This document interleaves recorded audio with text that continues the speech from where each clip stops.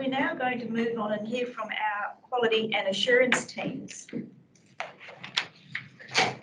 And first, we'll be hearing from our Clinical Coding Authority. Our presenter today is Brooke Holroyd, who's the team leader for the Clinical Classification team. We're going to cover the hospital morbidity data collection, data validations for coding, same day acute procedure codes updates, and learn about the changes through the 12th edition for ICD-10. Thank you very much, Brooke. Thank you, Kath. So as Kath mentioned, my name is Brooke Holroyd. I'm the team leader of the Clinical Classification team. The Clinical Classification team is within the Quality and Assurance team, and we work closely with the Health Information Audit team and the Data Quality team. The Clinical Classification team is actually made up of two sub-teams. One of them is the Coding Authority, which I'll be speaking on behalf of today, but we also have a team of WA Cancer Registry coders who register most instances of malignant neoplasms onto the WA Cancer Registry using the ICD-10 or International Classification of Diseases of Oncology.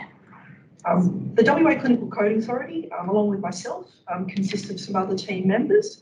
They are Keris Collins, Claire Amaro, Rosie Catich and Varna Savietto, and collectively they all have years of clinical coding and health information management experience. The Coding Authority exists to provide oversight, governance and consultancy for both the production and use of WA's clinical coding data. We're here to assist any health professionals involved in the production of inpatient coded data, such as the clinical codes themselves, health information managers, clinical documentation improvement specialists, and anyone else who comes into contact with producing and ensuring the quality of coded data. The way that we assist these types of professionals with producing clinical coding data is that we answer clinical coding queries. We assist in the clinical coding validation resolution process. We publish WA coding rules on our website, which are mandatory to follow, and we also have published clinical coding guidelines on our website, which are also mandatory to follow.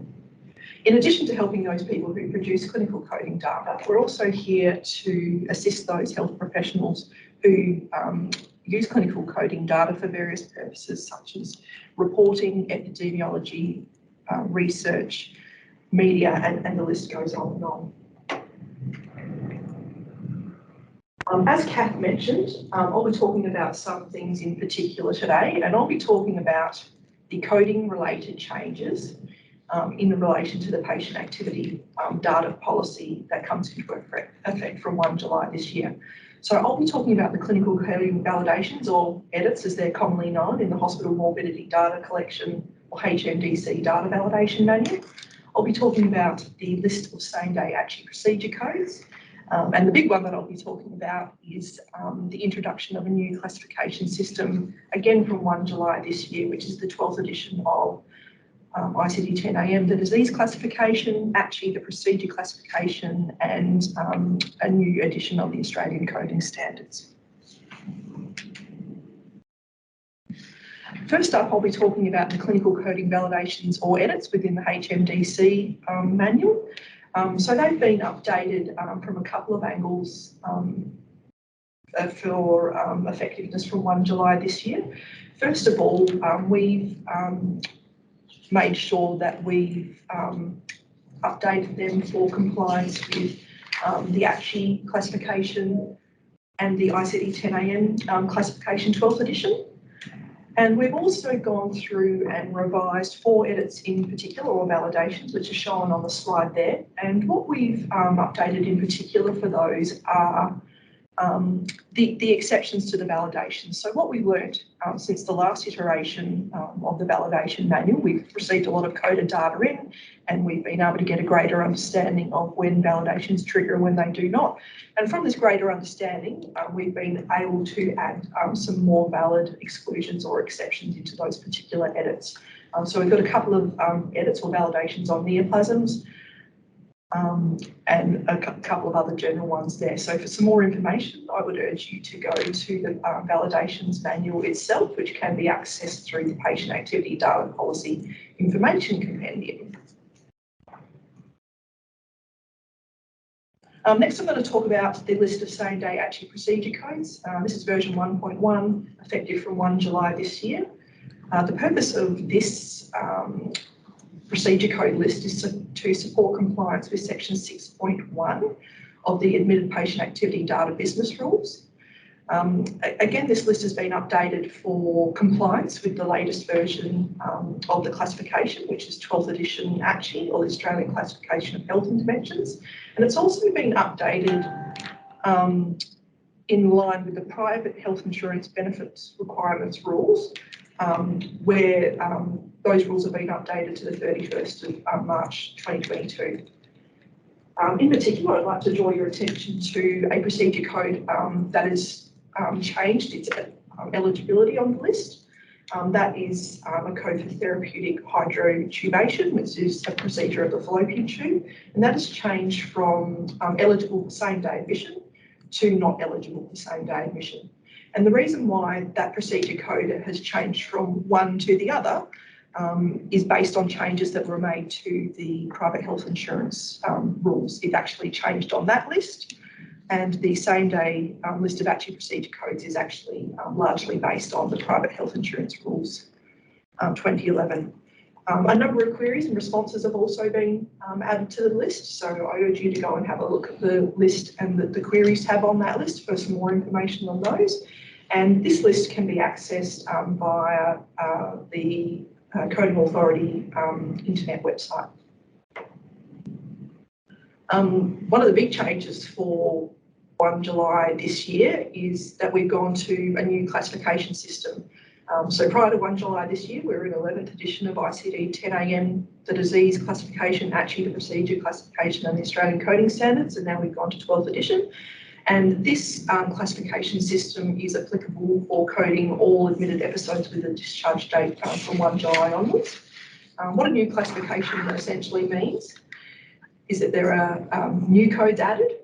Some codes are removed, so cannot be used anymore, and some existing codes are updated, and they're also new updated and deleted Australian coding standards.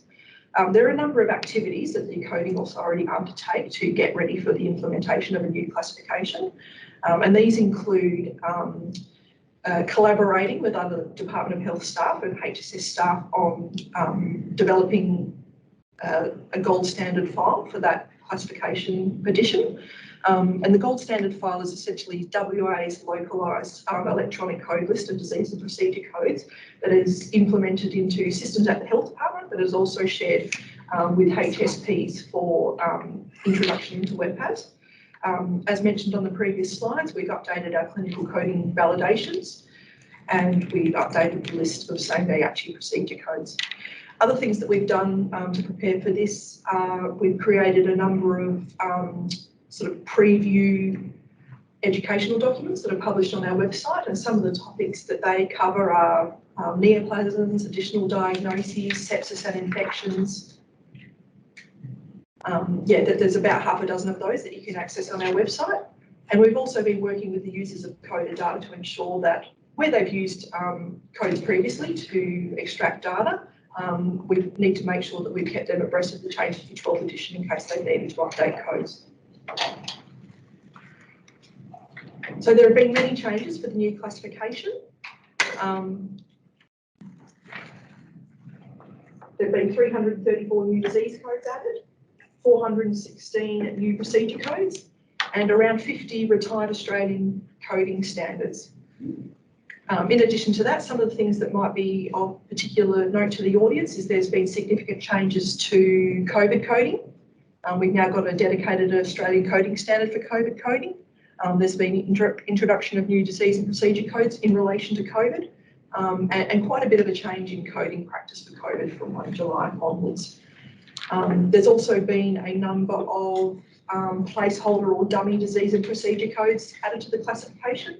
And what we've learned from COVID over the last couple of years is that the classification needs to be responsive to capture emerging health technologies and diseases of national significance. So there's a number of codes there sitting in the classification that can be used at the discretion of IPA.